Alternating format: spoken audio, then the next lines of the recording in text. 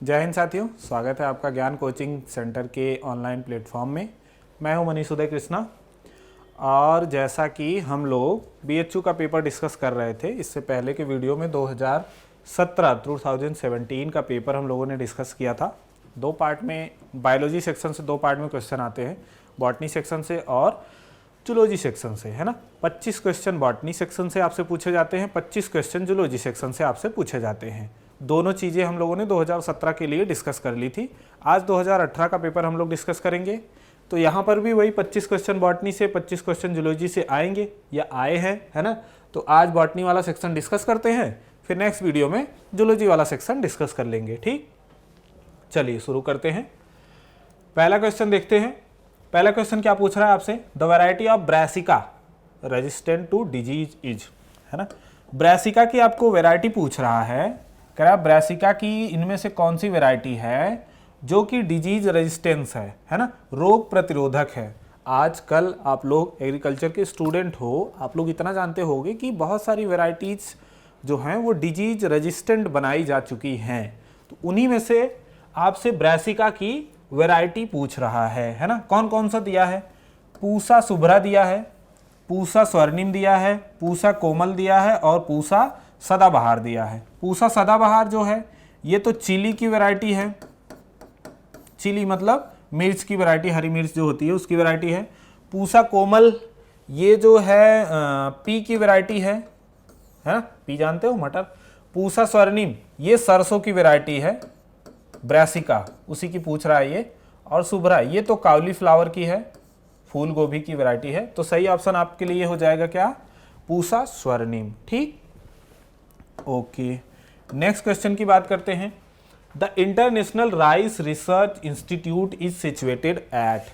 ये जो international rice research institute है वो कहाँ पर उपस्थित है या किस जगह पर है? ये इसका ऑफिस या ये पूरा रिसर्च सेंटर कहाँ पर है ना। अच्छा, दूसरी चीज आपसे पूछ रहा है इंटरनेशनल, ना कि इंडिया का। इंडिया का अलग है, इंटरनेशनल का अलग है ना। जो इंटरनेशनल का राइस रिसर्च इंस्टीट्यूट है वो है मनीला फिलीपींस में। वो कहाँ पर है? Manila Philippines. फिलीपींस याद रखना या फिर पूरा यही याद रखना, मनीला फिलीपींस में है। जबकि वहीं इंडिया का राइस रिसर्च इंस्टीट्यूट अगर आपसे बात की जाए तो वो कहाँ पर है? तेलंगाना हैदराबाद में है ना। तेलंगाना हैदराबाद में।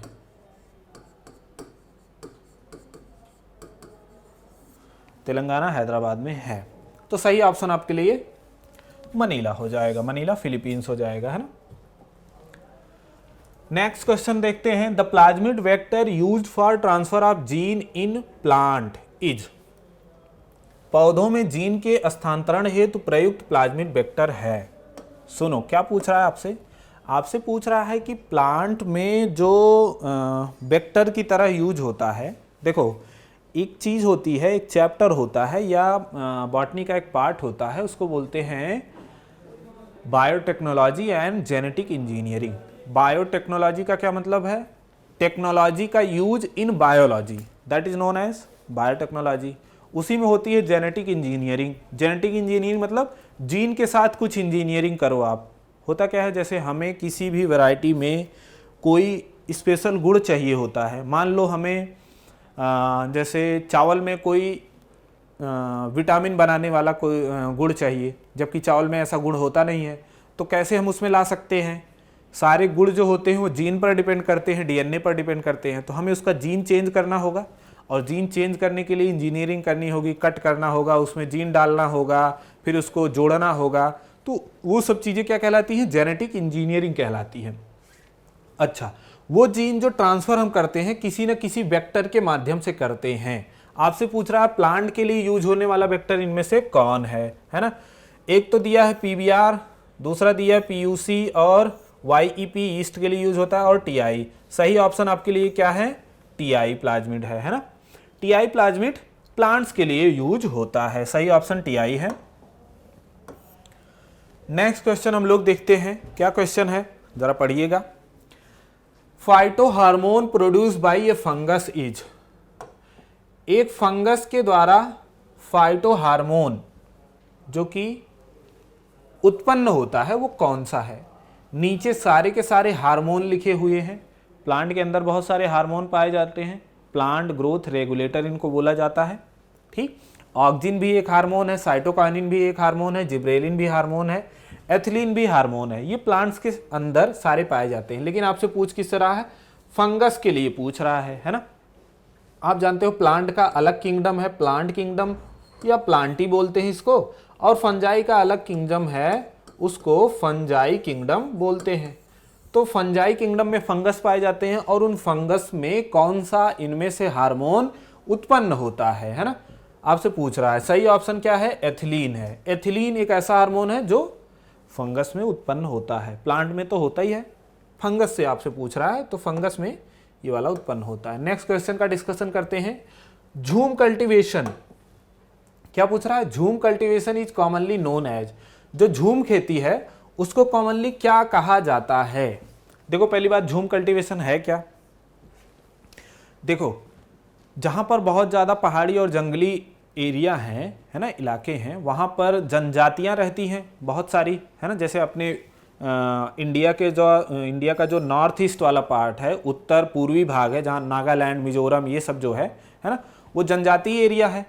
वहाँ पर या ऐसे दुनिया का कहीं भी जो ऐसा इलाका है जहाँ पर जनजातियाँ रहती हैं, तो उनका मेन वर्क क्या होता है, वो क्या करते हैं, जंगल को काट देते हैं, जितना उनको ज़रूरत होती है उतना जंगल काट लिया, जैसे 1 बीघा 2 बीघा या 1 हेक्टेयर जंगल काट लिया, उसके बाद उसको जला दिया, है ना। जला दिया तो पूरा साफ़ हो गया, साफ़ हो गया तो उस पर खेती कर लिया उन्होंने 1 2 साल 3 साल, जब तक वहाँ की मिट्टी में उपज आ रही है तब तक खेती कर लिया। फिर उसके बाद उसको उन्होंने छोड़ दिया, है ना, क्योंकि उर्वरक का यूज वो करते नहीं हैं, उसको उन्होंने छोड़ दिया और फिर वो और आगे गए, फिर नया जंगल उन्होंने काटा, फिर वहाँ पर खेती की, उसको बर्न करके साफ करके वहाँ खेती की। फिर जब वहाँ की उपज जो है कमज़ोर हो गई मिट्टी की, तो फिर और आगे गए। तो इसका मतलब है वो जंगल काटते जलाते जाते हैं, खेती करते हैं, फिर उसको छोड़कर आगे बढ़ते जाते हैं, है ना।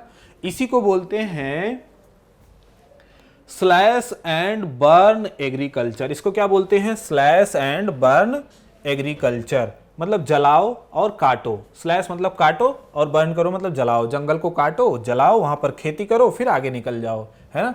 इसी को बोलते हैं स्लैश एंड बर्न कल्टीवेशन, या इसी को बोलते हैं झूम कल्टीवेशन, है ना। क्या बोलते हैं इसको, झूम कल्टीवेशन, है ना। जब बायोलॉजी की रेगुलर क्लास आप करोगे तो वहां पर आपको बताया जाएगा। ये समझ पा रहे हो, तो आपको समझ में आ गया होगा क्या है ये झूम कल्टीवेशन, क्या है, स्लैश एंड बर्न एग्रीकल्चर इसको बोलते हैं। One of the green house gas, आपसे पूछ रहा है कि इनमें से ग्रीन हाउस गैस कौन सी है। ठीक, अच्छा पहली बात तो ग्रीन हाउस गैस कौन होती है या ग्रीन हाउस का क्या मतलब है ना। आपने देखा होगा कि कहीं कहीं पर खेती होती है तो उसको ऊपर से एक प्लास्टिक द्वारा कवर करके खेती करते हैं, या कोई पौधा स्पेशली उगाना होता है तो उसको ऊपर से कवर करके उसके बाद जो है उसको उगाते हैं। रीज़न क्या होता है, उसको कवर करने का रीज़न ये होता है कि मान लो कोई स्पेसिफिक कंडीशन उसको देनी हुई तो उसके लिए उसको बाहर से कवर करते हैं, बोलते हैं उसको एक ग्रीन हाउस, है ना। उसको हाउस टाइप का एक बनाते हैं। जैसे मान लो कोई पौधा है ठंडे प्रदेश का है या गर्म प्रदेश का है, आपने इसको ले जाकर ठंडे प्रदेश में उगाना चाहा तो वहाँ नहीं उगेगा, क्योंकि वो गर्म प्रदेश का पौधा है और उसको आप ठंड में उगाना चाहोगे नहीं उगेगा। तो क्या करते हैं, उसको एक बैग से कवर करते हैं या एक प्लास्टिक के रूम टाइप से कवर करते हैं, और उससे क्या होता है, अंदर टेम्परेचर मेंटेन रहता है। होता क्या है, वो हाउस क्या करता है, उसमें प्रकाश जो है अंदर तो आता है लेकिन बाहर नहीं निकल पाता है, तो अंदर जो है लाइट या टेम्परेचर बढ़ने लगती है ना। वैसा ही एक इफेक्ट शो करती है गैस, वैसा ही इफेक्ट शो करती है गैसेज, है ना। कौन कौन सी गैसेज हैं, 3-4 गैसेज हैं, जैसे CO2 है ना, और कौन है, मीथेन है, और कौन है, क्लोरोफ्लोरोकार्बन है, और कौन है, N2O है। ये ऐसी गैसेज हैं जो ग्रीन हाउस गैसेज बोली जाती हैं। क्यों बोली जाती हैं, क्योंकि जो भी ग्रीन हाउस वाला इफेक्ट आप समझ रहे हो वो अर्थ के साथ भी होता है। होता क्या है, अर्थ ऐसे गोल सा अर्थ है, अर्थ के चारों तरफ एटमॉस्फेयर है ना। अर्थ के चारों तरफ क्या है, एटमॉस्फेयर है। एटमॉस्फेयर में सारी गैसेज हैं, उसी में ये सब गैसेज भी हैं। ये गैसेज क्या करती हैं, सन की जो लाइट है, जैसे यहाँ पर मान लो सन है, सन की लाइट अंदर आती है, एटमॉस्फेयर के अंदर होती हुई अर्थ तक पहुंचती है दिन में। रात में क्या करती है, रात में ये अर्थ इस लाइट से जो टेम्परेचर बढ़ा है उसको कम करती है ना, एनर्जी को रेडिएट करके बाहर निकालती है। लेकिन इन गैसेज की वजह से ये लाइट यहाँ से घूमकर फिर अर्थ पर आ जाती है। इससे क्या हो रहा है, इससे हो ये रहा है अर्थ का जो टेम्परेचर वो धीरे धीरे बढ़ रहा है। इसी को बोलते हैं ग्लोबल वार्मिंग। नाम सुना होगा आपने, है ना, न्यूज़ में अखबारों में नाम सुना होगा, ग्लोबल वार्मिंग हो रही है। क्यों हो रही है, क्योंकि इन गैसेज का आज के दिन में कॉन्सेंट्रेशन बढ़ता जा रहा है और ये गैसेज क्या करती हैं, सन की लाइट जो या सन की एनर्जी जो पृथ्वी तक आई है उसको वापस निकलने नहीं देती है। इसकी वजह से अर्थ का टेम्परेचर बढ़ रहा है। कौन कौन सी गैसेज हैं, CO2 है, CH4 है, CFC है और N2O है। देखो इसमें से कौन सा है, हाइड्रोजन ग्रीन हाउस गैस नहीं है, मीथेन है, ऑक्सीजन नहीं, हीलियम नहीं है। तो सही ऑप्शन क्या हो जाएगा, मीथेन हो जाएगा। ठीक, नेक्स्ट क्वेश्चन की तरफ चलते हैं। Concentration of CO2 during year 2016 was about, है ना, आपसे पूछ रहा है कि 2016 के दौरान CO2 की सांद्रता लगभग थी। देखो CO2 की सांद्रता पहले कम थी, लेकिन अब हो क्या रहा है, प्लांट्स काटे जा रहे हैं। प्लांट होते हैं, प्लांट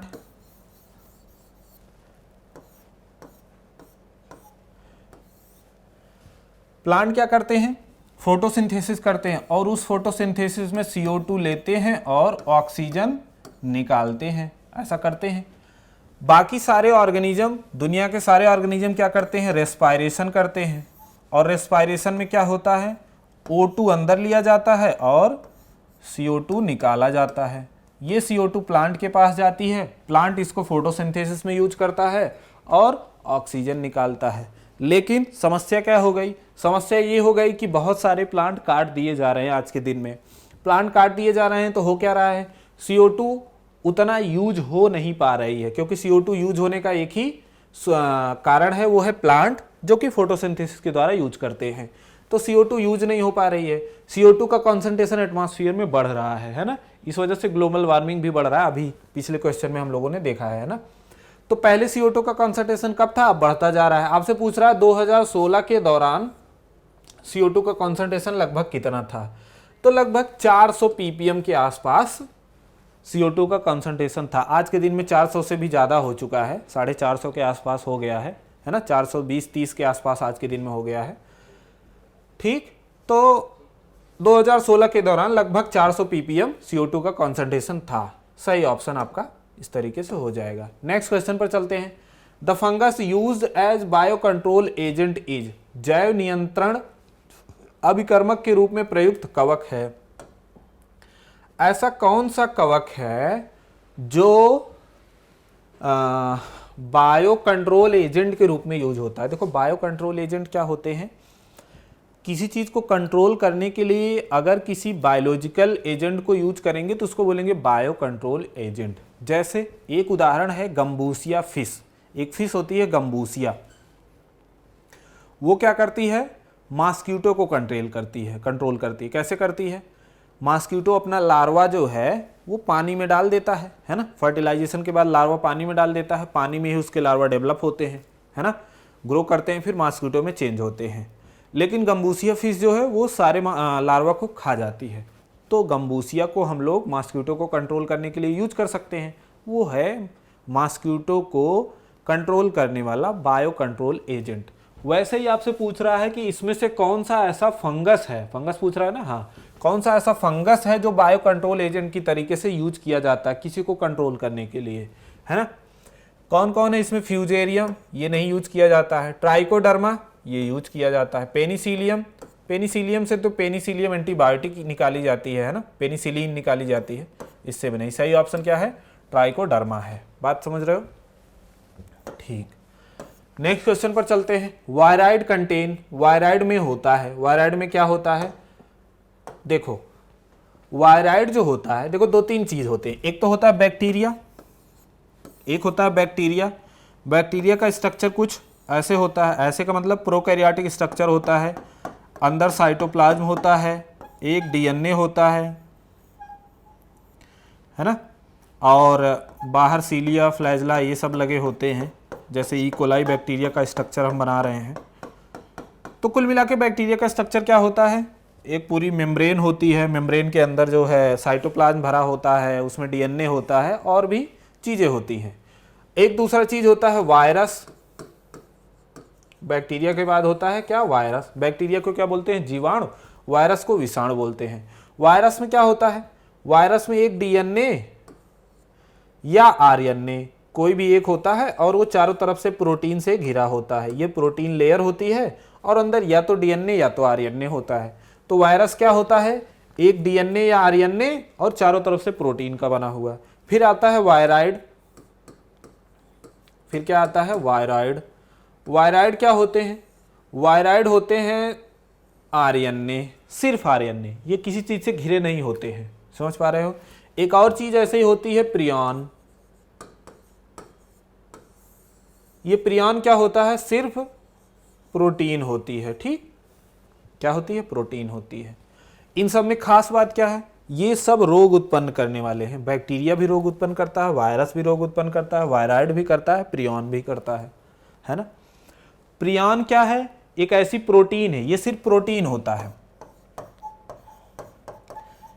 ये एक ऐसी प्रोटीन है जो रोगजनक है, रोग उत्पन्न करती है। वायराइड क्या है, ये आरएनए है जो रोग उत्पन्न करता है। वायरस क्या है, आरएनए या डीएनए है जो प्रोटीन से घिरा हुआ है और रोग उत्पन्न करता है ना। बैक्टीरिया क्या है, डीएनए है, साइटोप्लाज्म है, चारों तरफ मेम्ब्रेन है, उससे घिरा हुआ है और रोग उत्पन्न करता है। आपसे पूछ रहा है वायराइड क्या है, वायराइड के अंदर क्या पाया जाता है, तो वायराइड के अंदर केवल क्या पाया जाता है, आरएनए पाया जाता है। समझ पा रहे हो, सही ऑप्शन आप समझ गए होंगे। केवल प्रोटीन कहाँ है, प्रियॉन में है ना। इस तरीके से आप कर सकते हो। नेक्स्ट क्वेश्चन चलते हैं। न्यूमेटोफोर आर फाउंड इन, श्वसन मूल पाया जाता है। सुनो, ये जो न्यूमेटोफोर होते हैं ये क्या होते हैं, देखो कुछ पौधे ऐसे होते हैं जो दलदल में उगते हैं, दलदली जमीन में उगते हैं, है ना। जैसे जो बंगाल का, पश्चिम बंगाल वाला एरिया है वो दलदली एरिया है, वहाँ पर है सुंदरबन, है ना, बहुत बड़ा जंगली एरिया है सुंदरबन। सुंदरबन में टाइगर को प्रिजर्व किया गया है, टाइगर को प्रिजर्व किए गए, बंगाल टाइगर को, है ना। सुंदरबन वाला जो एरिया वो दलदली एरिया है। तो होता क्या है, पौधे हैं वहाँ पर, हर जगह पौधे होंगे, वहीं पर क्यों होंगे, इस तरीके से पौधे हैं। जमीन है, जमीन में रूट उगी हुई है इस तरीके से। लेकिन होता क्या है, दलदल होने की वजह से उसके अंदर जो पोर था, छिद्र था, उसमें पानी भर गया है। जबकि आपके यहाँ की जो जमीन होती है वो छिद्रयुक्त होती है और उसमें छिद्र होने की वजह से उसमें हवा अंदर जाती है और उस हवा से ऑक्सीजन निकाली जाती है जड़ों के द्वारा और वो ऑक्सीजन जड़ों द्वारा यूज की जाती है। लेकिन यहाँ पर समस्या हो गई, जो भी अंदर छिद्र है वहां पर पानी भर गया तो अंदर ऑक्सीजन जा नहीं पा रही है। समझ पा रहे हो, रूट को सांस लेने में समस्या हो रही है, ऑक्सीजन लेने में समस्या हो रही है। रूट क्या करती है, इसी अपने पार्ट से वो कुछ पार्ट बाहर निकाल देती है इस तरीके से, है ना।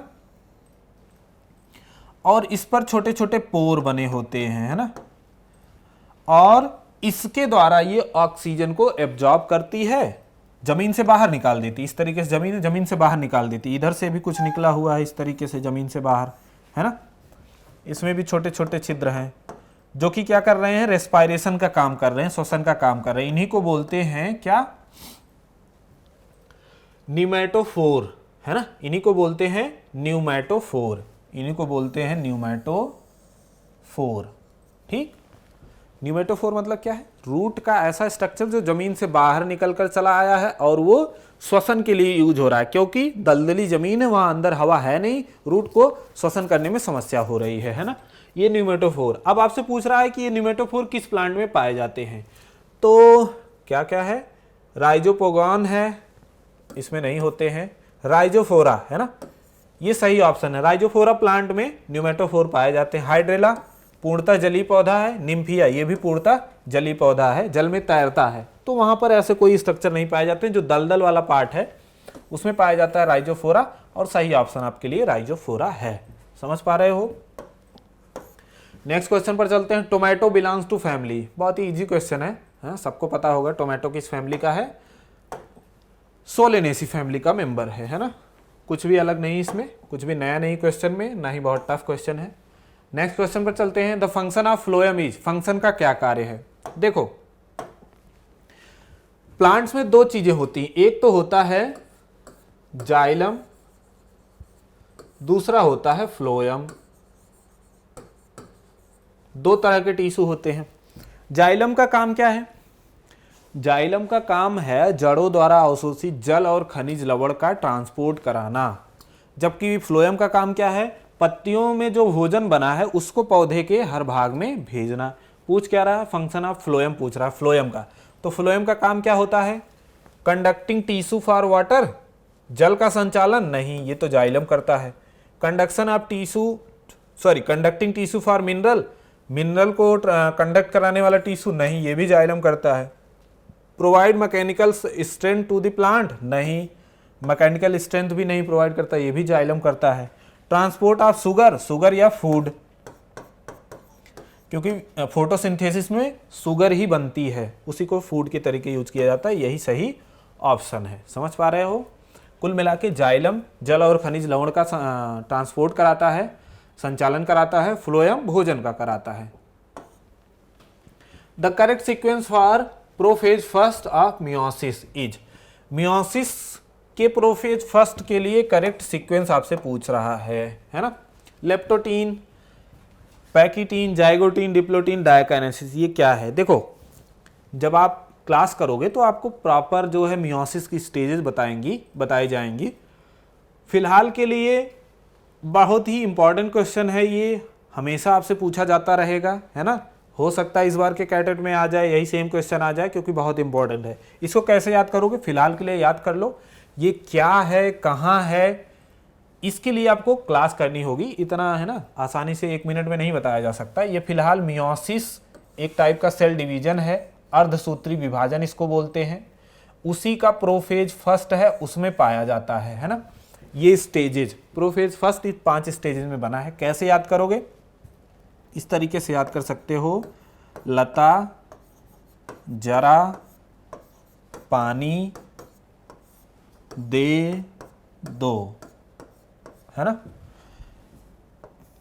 लता के बाद जरा, जरा के बाद पानी, दे दो, ये क्रम है। कैसे? लता मतलब लेप्टोटीन, जरा मतलब जाइगोटीन, उसके बाद पानी से पैकिटीन, उसके बाद दे से डिप्लोटीन, और फिर 2 से डायकाइनेसिस। ये सही क्रम है। इस तरीके से याद कर लीजिए आप, लता जरा पानी दे दो, लेप्टोटीन, जाइगोटीन, पैकिटीन, डिप्लोटीन और डायकाइनेसिस। ठीक, अब जरा मिला लो, इसमें कौन सा सही है? लेप्टोटीन, जाइगोटीन गलत हो गया, ये गलत है। लेप्टोटीन, जाइगोटीन, पैकिटीन, डिप्लोटीन, डायकाइनेसिस, ये सही है। और मिला लो, जाइगोटीन पहले गलत हो गया, लेप्टोटीन, जाइगोटीन, पैकिटीन यहाँ गलत हो गया, पहले डिप्लोटीन होना चाहिए फिर डायकाइनेसिस होना चाहिए। तो सही ऑप्शन कौन सा है? बी ऑप्शन हो गया। ठीक, When fat are used in respiration, respiratory quotient, जब श्वसन में वसा का प्रयोग किया जाता है तो श्वसन लब्धि RQ होती है। देखो RQ क्या होता है? श्वसन आप करते हो, है ना? दुनिया में जितने भी जीव हैं सब श्वसन करते हैं। श्वसन में क्या किया जाता है? कार्बोहाइड्रेट या फैट या प्रोटीन, इन तीनों में से किसी एक चीज़ का ऑक्सीडेशन किया जाता है और उससे एनर्जी निकाली जाती है। आप लोगों ने पढ़ा होगा इंटर में, है ना, कि एक ग्लूकोज के मालिक्यूल के पूर्णतः श्वसन से 36 या 38 ATP प्राप्त होती है, ऐसा सुना होगा। वो कौन सी प्रोसेस है? रेस्पायरेशन या श्वसन की प्रोसेस है। उस प्रोसेस में अच्छा एक चीज़ आप लोगों ने पढ़ा होगा, श्वसन में O2 यूज होती है और CO2 इवॉल्व होती है या निकलती है, ऐसे पढ़ा होगा ना। हम श्वसन में ऑक्सीजन को अंदर लेते हैं और कार्बन डाइऑक्साइड छोड़ते हैं, ऐसा पढ़ा होगा। इसी से रिलेटेड एक फार्मूला है RQ।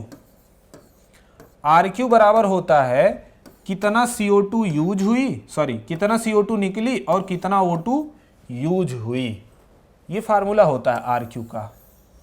अच्छा, जब कार्बोहाइड्रेट का श्वसन होता है, कार्बोहाइड्रेट के लिए RQ बराबर 1 होता है।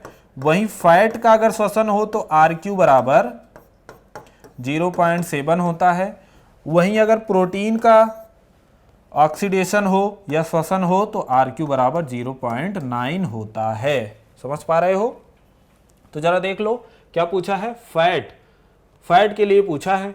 फैट के लिए सही ऑप्शन क्या हो जाएगा, 0.7। ये कार्बोहाइड्रेट का है, ये प्रोटीन का है, ये फैट का है। 1.2 अगर एक से ज़्यादा है तो वो होता है कार्बनिक अम्ल, है ना, कार्बनिक अम्ल। कार्बनिक अम्लों के लिए एक से ज़्यादा होता है क्या, RQ। ठीक, तो मेरे ख्याल से समझ में आ गया होगा आपको। नेक्स्ट क्वेश्चन पर चलते हैं। The first recombinant protein produced using genetic engineering, है ना। अभी हम लोगों ने थोड़ा सा डिस्कस किया जेनेटिक इंजीनियरिंग और बायोटेक्नोलॉजी के बारे में, है ना। मैंने आपको बताया बायोटेक्नोलॉजी, टेक्नोलॉजी को बायोलॉजी में यूज करो तो उसको बोलते हैं बायोटेक्नोलॉजी। और इसमें हम क्या करते हैं, जेनेटिक इंजीनियरिंग करते हैं। कोई हमें मनचाहा पौधा चाहिए तो मनचाहे पौधे को बनाने के लिए हम क्या करते हैं, उसके जीन से छेड़छाड़ करते हैं, उसको काट के निकालते हैं। जो जीन हमें नहीं चाहिए उसको निकाल देते हैं, जो जीन हमें चाहिए उसको बाहर से उसमें डाल देते हैं। तो ये क्या होती है, जेनेटिक इंजीनियरिंग होती है। और सब्जेक्ट क्या है, बायोटेक्नोलॉजी का सब्जेक्ट है। बीएससी में आप पढ़ोगे भी, बड़ा डिटेल में पढ़ोगे। आपसे पूछ रहा है कि first recombinant protein produce using genetic engineering, genetic engineering का यूज करके सबसे पहली रिकॉम्बिनेंट प्रोटीन कौन सी बनाई गई। बड़ा ही इंपॉर्टेंट क्वेश्चन है ना। और आंसर आपका क्या है, इंसुलिन है। इंसुलिन एक हमारी बॉडी में या मनुष्य की बॉडी में पाया जाने वाला हार्मोन है इंसुलिन, है ना। इंसुलिन की कमी हो जाए तो क्या हो जाता है, डायबिटीज, है ना, जिसको गांव में कॉमन नेम शुगर कहते हैं। शुगर हो गया ना, सही नाम क्या है, डायबिटीज है। और वो किसकी कमी से होता है, इंसुलिन की कमी से। तो इंसुलिन की कमी से होता था तो बार बार साइंटिस्ट प्रयास कर रहे थे कि इंसुलिन बनाया जाए। तो सबसे पहले उसको कैसे बनाए, जेनेटिक इंजीनियरिंग के माध्यम से। An example of genetically modified crop, ये भी आप पढ़ोगे। आजकल हम लोग जेनेटिक इंजीनियरिंग से क्रॉप को मॉडिफाई कर दे रहे हैं। अभी मैंने आपको बताया कि बायोटेक्नोलॉजी और जेनेटिक इंजीनियरिंग के माध्यम से जो पौधे हैं उनके जीन को, उनके डीएनए को काट के, है ना, जो गुण उसका नहीं चाहिए उससे रिलेटेड जीन निकाल दे रहे हैं, जो गुण हमें चाहिए उससे रिलेटेड जीन डाल दे रहे हैं। समझ पा रहे हो? हमें अपना मनचाहा क्वालिटी वाला जीन मिल जा रहा है या मनचाहा क्वालिटी वाला प्लांट मिल जा रहा है। समझ पा रहे हो? जेनेटिक इंजीनियरिंग के माध्यम से हम ये सब कर रहे हैं। तो ऐसी क्रॉप या ऐसा ऑर्गेनिज्म जिसमें हम लोगों ने जेनेटिक मॉडिफिकेशन किया, मॉडिफिकेशन मतलब परिवर्तन किया अपने हिसाब से, उसको बोलते हैं जेनेटिकली मॉडिफाइड ऑर्गेनिज्म या आनुवांशिक परिष्कृत किस्म, वैरायटी, है ना। आपसे पूछ के रहा है an example of genetically modified crop varieties, इसमें से कौन सी क्रॉप वेराइटी जेनेटिकली मॉडिफाइड है। IR8 जेनेटिकली मॉडिफाइड नहीं है ना। सोनालिका ये भी नहीं है। गोल्डन राइस ये है ना। IR36 ये भी जेनेटिकली मॉडिफाइड नहीं है। देखो गोल्डन राइस जो है ये ऐसी वेराइटी है जिसके जीन को हम लोगों ने परिवर्तित कर दिया, मॉडिफाई कर दिया, इसीलिए इसको जेनेटिकली मॉडिफाइड क्रॉप बोला जा रहा है। क्या किया है इसमें, देखो पहले समस्या थी क्या, अक्सर लोगों को विटामिन ए की कमी हो जाती थी। विटामिन ए बहुत इंपॉर्टेंट है ना, आंखों की रोशनी वगैरह के लिए। तो हमने क्या किया, हमने मतलब साइंटिस्टों ने क्या किया, उन्होंने सोचा चावल तो ऐसी चीज़ है जो सब कोई खाता है ना। कम से कम अगर भोजन ढंग से नहीं मिल रहा है, मान लो उसको फल सब्जी ये सब नहीं मिल रहा है, तो कम से कम चावल तो खाएगा ही ना। दाल चावल या दाल सब्जी खाएगा, तो चावल तो फिक्स है। तो ऐसा करो कि चावल में ही कुछ कर दो जिससे विटामिन मिलने लगे, है ना। तो इन्होंने क्या किया, गोल्डन राइस की जीन में परिवर्तन कर दिया, ऐसा जीन डाल दिया जो विटामिन का संश्लेषण कर सके। तो उससे जो चावल पैदा हुआ उसमें चावल के गुण तो है ही, उसके साथ साथ उसमें बहुत सारे विटामिन भी पाए जाने लगे, इसीलिए उसको गोल्डन राइस बोला गया। और ऐसा राइस कैसे बना, उसके जीन में परिवर्तन करके, मॉडिफिकेशन करके, इसलिए जेनेटिकली मॉडिफाइड क्रॉप हो गया ये। आई थिंक आप समझ गए होंगे। अगले क्वेश्चन पर चलते हैं। Algae group which lake sexual reproduction, ऐसा एल्गी ग्रुप जिसमें सेक्सुअल रिप्रोडक्शन नहीं होता है ना। कौन कौन है, ब्लू ग्रीन एल्गी है, ग्रीन एल्गी है, ब्राउन एल्गी है और रेड एल्गी है। देखो इसमें जो रेड एल्गी है उसमें भी पाया जाता है, इसमें भी सेक्सुअल रिप्रोडक्शन प्रेजेंट है ना। इसमें भी सेक्सुअल रिप्रोडक्शन प्रेजेंट है, ब्राउन एल्गी, है ना।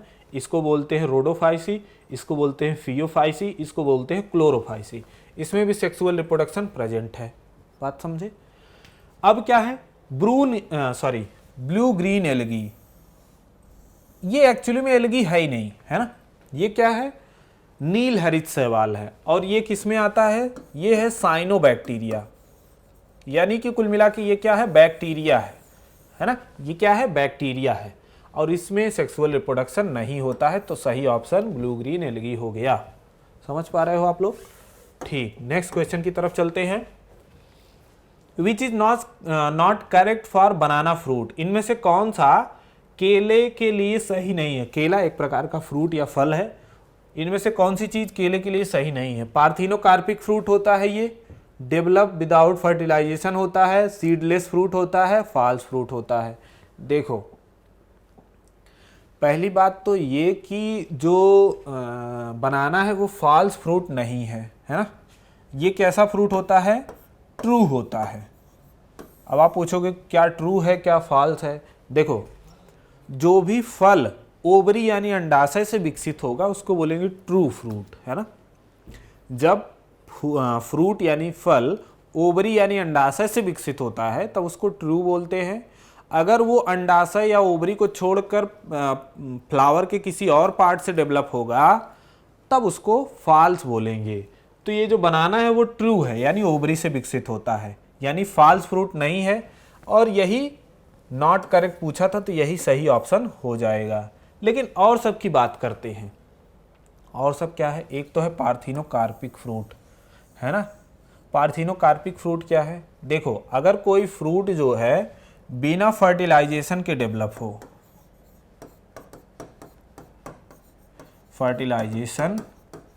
बिना फर्टिलाइजेशन के डेवलप हो, है ना, बिना फर्टिलाइजेशन के डेवलप हो तो उसको क्या बोलते हैं? Parthenocarpic fruit. नहीं अगर समझ पा रहे हो तो थोड़ा सा डिटेल और बताते हैं। क्या होता है? प्लांट में जो फ्लावर होता है वो सेक्सुअल रिप्रोडक्शन का पार्ट होता है। उसमें मेल गैमीट आता है, फीमेल गैमीट आता है। मेल गैमीट पॉलन ग्रेन से आता है, फीमेल गैमीट ये गाइनोसियम में होता है ना। ओवरी के अंदर ओव्यूल होता है, दोनों मिलते हैं, उसको कहते हैं फर्टिलाइजेशन। फर्टिलाइजेशन के बाद आगे का डेवलपमेंट होता है। कहीं भी सेक्सुअल रिप्रोडक्शन होगा तो मेल गैमीट फीमेल गैमीट मिलेंगे, उसको बोलेंगे फर्टिलाइजेशन। फर्टिलाइजेशन के बाद फ्रूट और सीड इन सब का डेवलपमेंट होगा। लेकिन अगर कहीं पर फ्रूट का डेवलपमेंट बिना फर्टिलाइजेशन के ही हो जाए उसको बोलते हैं पार्थिनोकार्पिक फ्रूट। बड़ा इंपॉर्टेंट क्वेश्चन होता है ये। और ऐसे फ्रूट को, हाँ देखो नेक्स्ट में यही बता रहा है, develop without fertilisation. Parthenocarpic fruit कैसे डेवलप होते हैं? बिना फर्टिलाइजेशन के डेवलप होते हैं। और ऐसे फ्रूट कैसे होते हैं? सीडलेस होते हैं।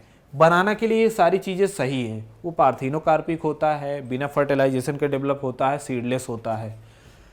लेकिन वो फॉल्स फ्रूट नहीं है, ट्रू फ्रूट है ना। और उसने नॉट करेक्ट पूछा है, कौन सा इसमें सही नहीं है। ये सब चीज़ें बनाना के लिए सही है, ये सही नहीं है, तो यही सही ऑप्शन हो गया। ठीक, नेक्स्ट क्वेश्चन पर आते हैं। Highest protein content is present in which algae, इनमें से कौन सी एल्गी में हाईएस्ट प्रोटीन कंटेंट होता है ना। देखो, इसमें भी नहीं होता है, क्लेमाइडोमोनास में भी नहीं होता है, क्लोरेला और स्पाइरुलिना बचा हुआ है। इसमें देखो, क्लोरेला तो एल्गी है जबकि स्पाइरुलिना एल्गी नहीं है। ये क्या है? ब्लू ग्रीन एल्गी यानी नील हरित शैवाल है, तो ये एल्गी है ही नहीं है, तो ये तो कट गया। सही ऑप्शन क्या हुआ? क्लोरेला। देखो, क्लोरेला और स्पाइरुलिना दो लोग ऐसे हैं जिनके अंदर प्रोटीन कंटेंट बहुत ज़्यादा होता है। इसको सप्लीमेंट की तरीके से यूज किया जाता है। आपने कहीं न कहीं जीके ऊके में पढ़ा होगा कि जो अंतरिक्ष यात्री होते हैं वो अपने लिए फूड के रूप में स्पाइरुलिना और क्लोरेला का यूज करते हैं। क्यों? क्योंकि इसके अंदर बहुत ही प्रोटीन कंटेंट होता है, कम खाने में ज़्यादा का काम हो जाता है। लेकिन इन दोनों में क्लोरेला एल्गी है और स्पाइरुलिना ब्लू ग्रीन एल्गी है। ये बीजीए है। आपसे पूछा क्या है? एल्गी पूछा है, तो सही ऑप्शन क्लोरेला हो जाएगा। वहीं अगर इसने ब्लू ग्रीन एल्गी पूछा होता तो सही ऑप्शन स्पाइरुलिना हो जाता। नेक्स्ट क्वेश्चन पर आते हैं। Methane biogas is produce by methanogenic bacteria under, कह रहा है ये जो मीथेन बायोगैस है ये मीथेनोजेनिक बैक्टीरिया के द्वारा उत्पन्न की जाती है। और किस कंडीशन में, एरोबिक कंडीशन की एनएरोबिक कंडीशन की दोनों में, है ना, कि माइक्रोबिक कंडीशन, माइक्रोबिक कंडीशन कोई कंडीशन ही नहीं है ना। दो कंडीशन होती है, एरोबिक, एरोबिक का मतलब है O2 यानी ऑक्सीजन की उपस्थिति में, एनएरोबिक का मतलब है O2 की अनुपस्थिति में। तो देखो ये जो मेथनोजेनिक बैक्टीरिया होते हैं, ये जो गाय भैंस यानी जो कैटल हैं उनके अंदर पाए जाते हैं, और अंदर मतलब आंत वाले रास्ते में पाए जाते हैं, और वहाँ होती है एनएरोबिक कंडीशन, यानी वहाँ पर ऑक्सीजन अनुपस्थित होती है और उस कंडीशन में ये मीथेन उत्पन्न करते हैं। तो सही ऑप्शन हो जाएगा एनएरोबिक कंडीशन, अवायुजीवी स्थिति में ये करते हैं, ऐसी स्थिति जहाँ पर ऑक्सीजन नहीं है ना। नेक्स्ट क्वेश्चन पर आते हैं, which of the following is not used in bio fertiliser technology, इनमें से कौन सा है जो बायो फर्टिलाइजर के रूप में यूज नहीं किया जाता है। अब देखो बायो फर्टिलाइजर क्या है, फर्टिलाइजर तो आप समझ रहे होंगे, वो न्यूट्रिएंट या सप्लीमेंट जो हम बाहर से पौधे को देते हैं, खेत में डालते हैं, है ना, उसमें जैसे नाइट्रोजन के लिए यूरिया डालते हैं, पोटास डालते हैं, सल्फर डालते हैं, जिंक डालते हैं, दुनिया भर की चीज़ें डालते हैं। अच्छा, ये तो हम लोग फैक्ट्री में बना के ला के डायरेक्ट डालते हैं। कुछ ऐसे बायोलॉजिकल एजेंट हैं जो कि ज़मीन में उनको छोड़ दो तो ज़मीन में जाके उर्वरक उत्पन्न करते हैं, जैसे एजोस्पाइरिलम, एजोटोबैक्टर और राइजोबियम। ये ज़मीन के अंदर नाइट्रोजन का स्थिरीकरण करते हैं, जो एटमॉस्फेयर में N2 है उसको स्थिरीकरण करते हैं, अमोनिया में बदलते हैं, फिर अमोनिया से वो नाइट्राइट, नाइट्रेट या फिर अमोनियम आयन में कन्वर्ट हो जाता है। कुल मिला के ये वातावरण की या फिर वायुमंडल की नाइट्रोजन को फिक्स करते हैं, जिससे कि पौधों को नाइट्रोजन मिल सकती है। तो इनको क्या कहते हैं, बायो फर्टिलाइजर। ऐसे बैक्टीरिया जो बायो फर्टिलाइजर की तरीके से यूज कर रहे हैं, मतलब हमारे लिए यूजफुल हो रहे हैं फर्टिलाइजर की तरीके से। क्यों? क्योंकि ये ज़मीन में जाकर नाइट्रोजन फिक्स कर रहे हैं। तो ये तीनों तो होते हैं, लेकिन ई नहीं करता है, ई नाइट्रोजन फिक्सेशन नहीं करता है, वही उसने पूछा है, not used in bio fertiliser. Nitrogen fixation जब रेगुलर क्लास में पढ़ोगे बहुत इंपॉर्टेंट होता है, ये सब बैक्टीरिया बहुत इंपॉर्टेंट है जो नाइट्रोजन फिक्सेशन कर रहे हैं, है ना। जब आप पढ़ोगे तो वहाँ आपको बताया जाएगा। नेक्स्ट क्वेश्चन पर आते हैं, process of water exudation through hydathode is known as, है ना। हाइडाथोड से जो वाटर का लॉस होता है उसको क्या बोलते हैं। अब सुनो, प्लांट है, प्लांट ऐसे प्लांट है, ये रूट है, रूट से वो वाटर का एब्जॉर्प्शन कर रहा है और ऊपर प्लांट तक, पत्तियों तक पहुंचा रहा है ना, पत्तियों तक पहुंचा रहा है।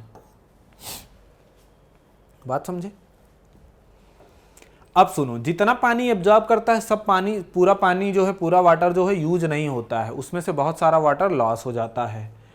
जो वाटर भाप के रूप में, वेपर यानी भाप के रूप में लॉस होता है, उसको बोलते हैं, उस प्रोसेस को बोलते हैं ट्रांसपायरेशन, है ना, ट्रांसपायरेशन। अगर वो लिक्विड के रूप में, वाटर जो है लिक्विड के फॉर्म में प्लांट से लॉस हो रहा है, तो उसको बोलते हैं गटेशन या एक्सुडेशन, है ना। गटेशन या एक्सुडेशन, दूसरा नाम है एक्सुडेशन। यहां पर एक्सुडेशन यूज किया हुआ है, समझ पा रहे हो। अगर कहीं पर, है ना, प्लांट का कोई डैमेज पार्ट है ना, कहीं पर आपने कुल्हाड़ी मार दिया या जो भी है ना, कृषि यंत्र हंसिया वसिया लेके जा रहे हो, आपने मार दिया, तो आप देखते हो प्लांट से कुछ लिक्विड मटेरियल निकलने लगता है, तो उसको बोलते हैं ब्लीडिंग। उसको क्या बोलते हैं? ब्लीडिंग, है ना। आपसे पूछा क्या है, process of water exudation through hydathode. Hydathode के थ्रू वाटर का जो एक्सुडेशन होता है उसको क्या बोलते हैं? ट्रांसपायरेशन नहीं है, इवेपोरेशन नहीं है, ब्लीडिंग नहीं है। ब्लीडिंग तो डैमेज पार्ट से होता है। गटेशन जो होता है वो हाइडाथोड से होता है। हाइडाथोड मतलब समझ रहे हो, जैसे ऐसे पत्ती है, इस तरीके से पत्ती है, तो यहाँ किनारे पर छोटी छोटी ओपनिंग होती है ना, इन्हीं को बोलते हैं हाइडाथोड। एक तो स्टोमेटा होते हैं, स्टोमेटा इस तरीके से होते हैं, स्टोमेटा से वाटर लॉस किस रूप में होता है, भाप के रूप में होता है, वो ट्रांसपायरेशन है। छोटे छोटे और ओपनिंग होते हैं जिनको हाइड्रोथोड बोलते हैं, वहाँ से लिक्विड के रूप में वाटर लॉस होता है, इसको बोलते हैं गटेशन, है ना। तो सही ऑप्शन गटेशन हो गया। समझ पा रहे हो। नेक्स्ट क्वेश्चन पर आते हैं। The organelles involved in photo respiration. Photo respiration एक प्रोसेस है जो कि थोड़ी सी प्लांट के लिए गड़बड़ प्रोसेस है, प्लांट के लिए गड़बड़ प्रोसेस है। क्यों? क्योंकि इसमें बना बनाया भोजन खराब कर दिया जाता है। प्लांट में भोजन बनता कहाँ पर है? फोटोसिंथेसिस में बनता है। ठीक, फोटोसिंथेसिस में भोजन का निर्माण होता है और फोटो रेस्पायरेशन एक प्रोसेस है जो कि बने बनाए भोजन को खराब करती है। और ये फोटो रेस्पायरेशन की प्रोसेस 3 लोगों में होती है, 3 ऑर्गेनेल या 3 कोशिकांग में होती है। कौन कौन से हैं? एक होता है PCM, फिजिक्स केमिस्ट्री मैथ, इस तरीके से याद कर सकते हो। कौन कौन है? अच्छा ऐसे ना याद करो, है ना, सीरियल से याद करो। कैसे? CPM, C से कौन है? क्लोरोप्लास्ट है, एक है क्लोरोप्लास्ट, नाम आपने सुना होगा। P से क्या है? पराक्सीसोम है। और M से क्या है? माइटोकॉन्ड्रिया है। 3 ऑर्गेनेल यूज होते हैं और तीनों को क्रम से याद रखना है, इसीलिए मैंने बताया CPM मतलब कम्युनिस्ट पार्टी, है ना। कम्युनिस्ट पार्टी एक इंडिया में पार्टी, इस तरीके से याद कर सकते हो CPM। 3 लोग यूज होते हैं, एक क्लोरोप्लास्ट, एक पराक्सीसोम, एक माइटोकॉन्ड्रिया। तो देखो इसमें कौन है? इसमें तो ग्लाइऑक्सीसोम नहीं होगा। क्लोरोप्लास्ट, पराक्सीसोम और ग्लाइऑक्सीसोम, ये भी गलत हो गया। माइटोकॉन्ड्रिया, पराक्सीसोम, ग्लाइऑक्सीसोम, फिर गलत हो गया। क्लोरोप्लास्ट, माइटोकॉन्ड्रिया और पराक्सीसोम, इसमें तीनों हैं, है ना। तो यही सही ऑप्शन हो जाएगा। ठीक। Reaction centre of photosystem first in green plant. देखो जो फोटोसिंथेसिस होती है, प्रकाश संश्लेषण होता है, वो 2 पार्ट में होता है। एक तो होती है लाइट रिएक्शन, एक होती है डार्क रिएक्शन, प्रकाशीय अभिक्रिया, अप्रकाशीय अभिक्रिया। जो लाइट रिएक्शन होती है उसमें यूज होते हैं फोटोसिस्टम।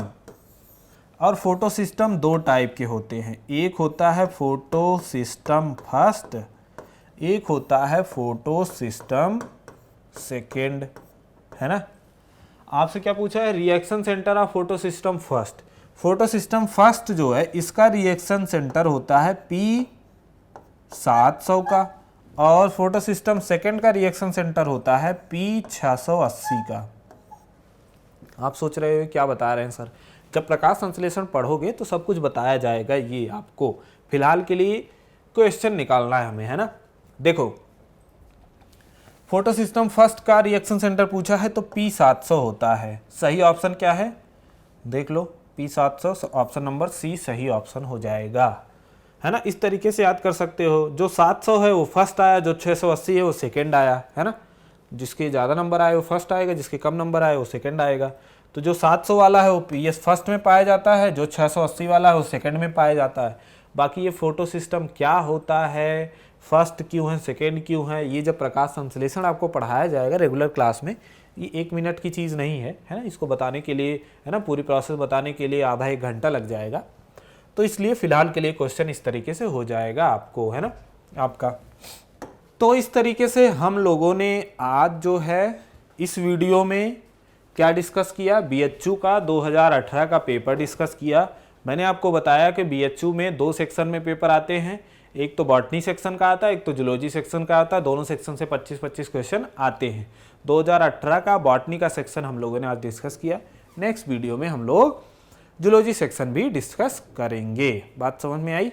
ठीक, क्वेश्चन कर डालिए, फिर नेक्स्ट वीडियो में मिलते हैं। धन्यवाद।